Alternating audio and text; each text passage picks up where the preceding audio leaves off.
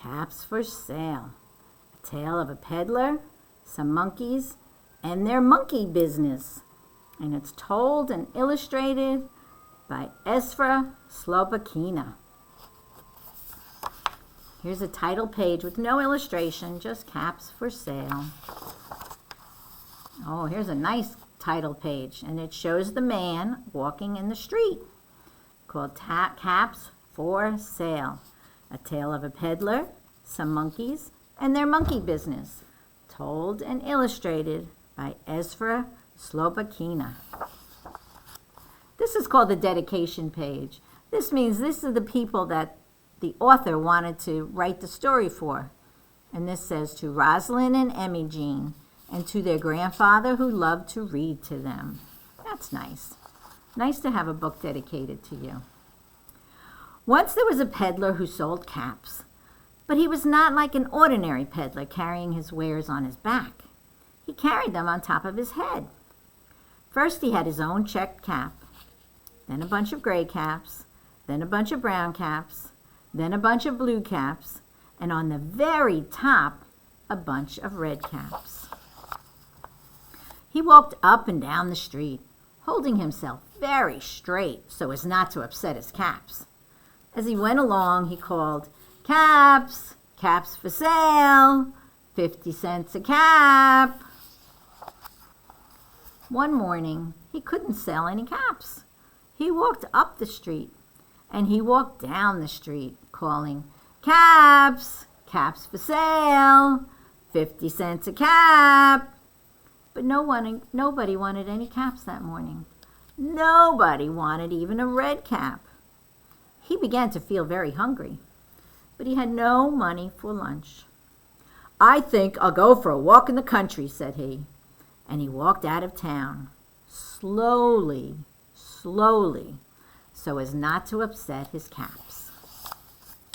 He walked for a long time until he came to a great big tree.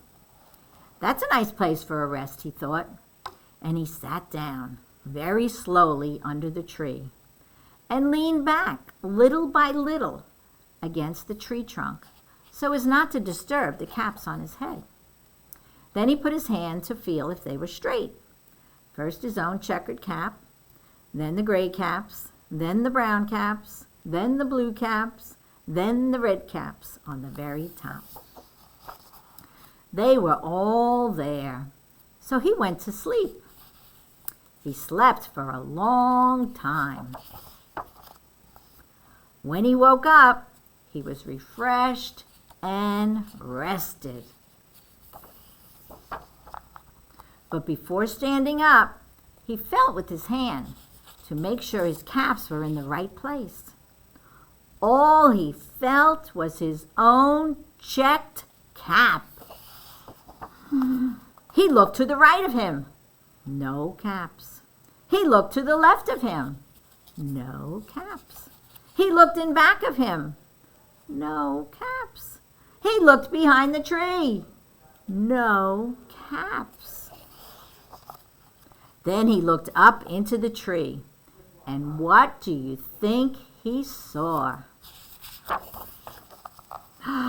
On every branch sat a monkey.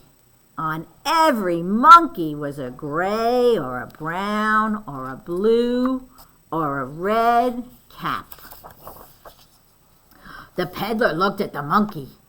The monkeys looked at the peddler. He didn't know what to do. Finally, he spoke to them. "You monkeys, you," he said, shaking a finger at them. "Give me back my caps." But the monkeys only shook their fingers back at him and said, "Tss, tss, tss." This made the peddler angry, so he shook both hands at them and he said, "You monkeys, you, give me back my caps." But the monkeys only shook both their hands back at him and said, "Tss, tss, tss." Now he felt quite angry. He stamped his foot and he said, "You monkeys, you better give me back my caps." But the monkeys only stamped their feet back at him and said, "Tss, tss, tss." By this time, the peddler was really very, very angry. He stamped both his feet and shouted, "You monkeys, you! You must give me back my caps!" But the monkeys only stamped both their feet back at him and said, "Tss, tss, tss." At last he became so angry, he pulled off his cap, threw it on the ground, and began to walk away. But then each monkey pulled off his cap, and all the gray caps, and all the brown caps, and all